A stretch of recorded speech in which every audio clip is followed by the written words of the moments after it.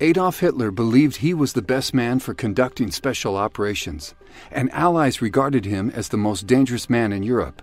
Probably his most famous operation was the spectacular deliverance of Benito Mussolini from the remote mountain hotel. Who was this man? His name was Otto Skorzeny. On 25 July 1943, Italian King Victor Emmanuel III dismissed Benito Mussolini as an Italian prime minister and ordered his arrest. The former dictator was being held at the Hotel Campo Imperatore, a hotel high in the Apennine Mountains. Mussolini was constantly guarded, and no one thought it would be possible to rescue him from that remote prison. On 12 September, elite German commandos carried out a special operation of rescuing Mussolini. 9 of 10 DFS-230 gliders precisely landed in front of the hotel. As Italian guards were observing the situation in astonishment, they failed to react and consequently did not fire a single shot at the German paratroopers. Skorzeny brought with him Italian General Saletti of Polizia, who demanded they stand down. The guards obeyed the orders, and Otto Skorzeny officially greeted Mussolini, stating that Hitler personally sent them to rescue him.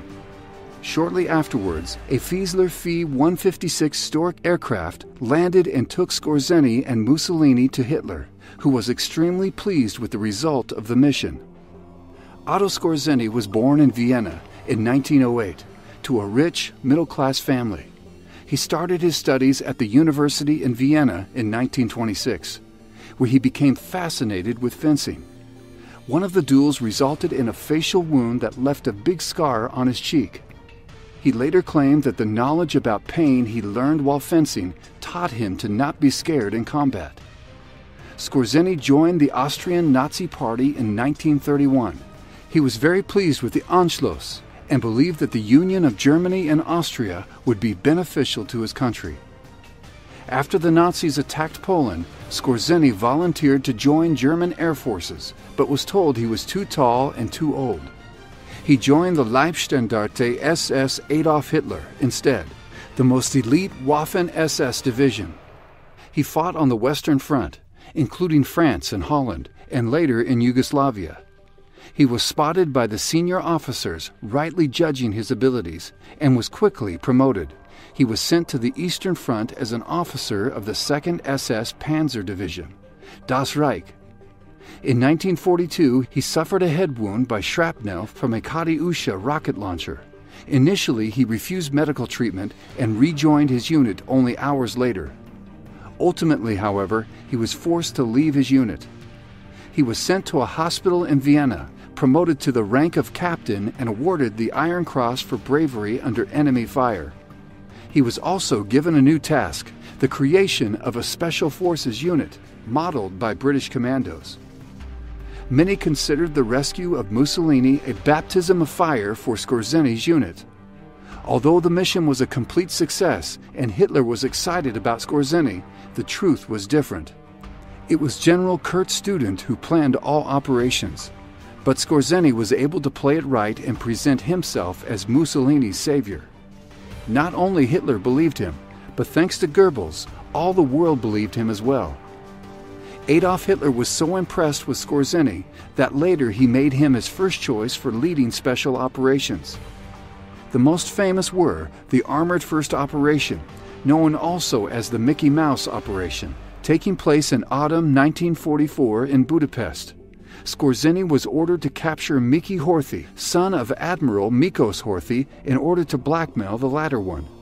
Although the mission was a complete success, Admiral Horthy did not let the Nazis blackmail him, and he proposed that the Soviet Union cease fire.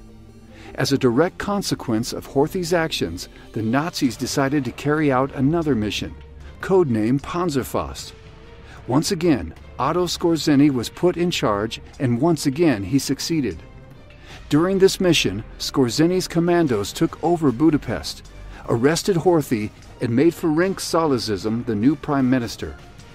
Skorzeny lost only 20 men during this operation and was promoted to lieutenant colonel. When he came back from Hungary, Hitler gave him another mission. As the Germans were planning the Ardennes offensive, Skorzeny was ordered to infiltrate American lines.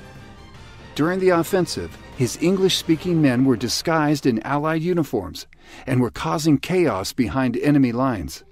His unit was using American jeeps and various German vehicles, even including Panther tanks, which were repainted and modified to look like Allied ones. They had caused serious direct damage to the Allies, but the main damage was the confusion and chaos it caused to Allied units.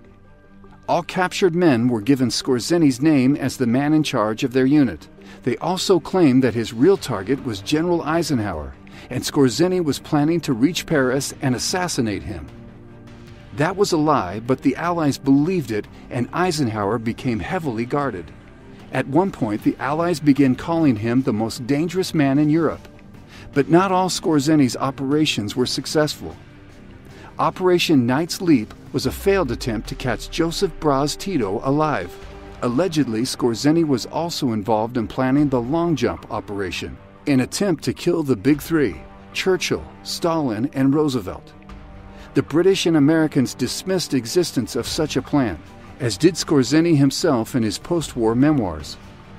A few days after the Third Reich's capitulation, Skorzeny was arrested by Americans in Salzburg. In 1947, he was tried at the Dachau trials. It was impossible to sentence him, as Allies were not prepared to expose their secret operatives to the same charge.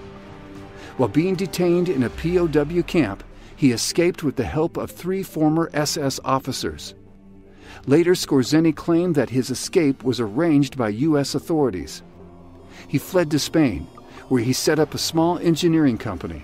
His memoirs were published in 1950 by the French newspaper Le Figaro, causing 1,500 communist riots in Paris.